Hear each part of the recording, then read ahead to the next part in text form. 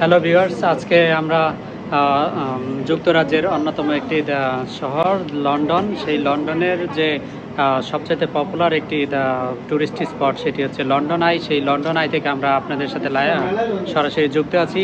আজকে আমরা কথা বলবো আপনার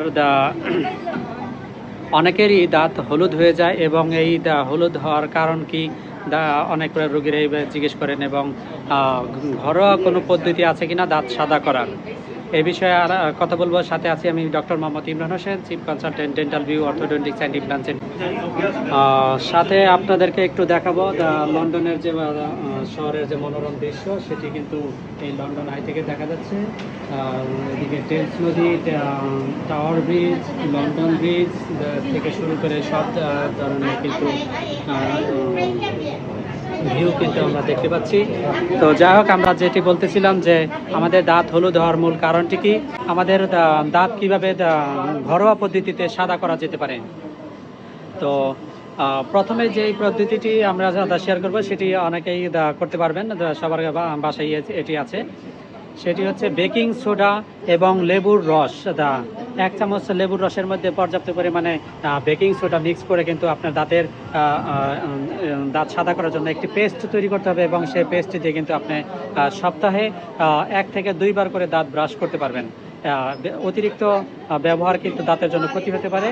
তো আপনি যদি সপ্তাহে 2 বার করে এই পেস্ট দিয়ে দাঁত ব্রাশ করে থাকেন, তখন কিন্তু আপনার দাঁত আস্তে আস্তে সাদা হয়ে যাবে। দয়া করে কেউ নিয়মিত এটি ব্যবহার করবেন না। এরপর আরও একটি পদ্ধতি আছে, সেটি হচ্ছে লেবুর রসের সাথে লবণ মিক্স করে কিন্তু আমরা যদি সপ্তাহে 1 থেকে 2 বার ব্যবহার করি, তখন কিন্তু আমাদের দাঁত কিন্তু সাদা হতে পারে। এছাড়া আরও একটি পদ্ধতি আমরা শেয়ার করব, সেটি হচ্ছে নারিকেল তেল। নারিকেল তেল আমরা মুখে নিয়ে কিন্তু 2 থেকে 3 মিনিট রেখে যদি আমরা কুলকুচি করে গার্গেল করে পরিষ্কার করে ফেলি, তখন কিন্তু আমাদের দাঁত কিন্তু সাদা হয়।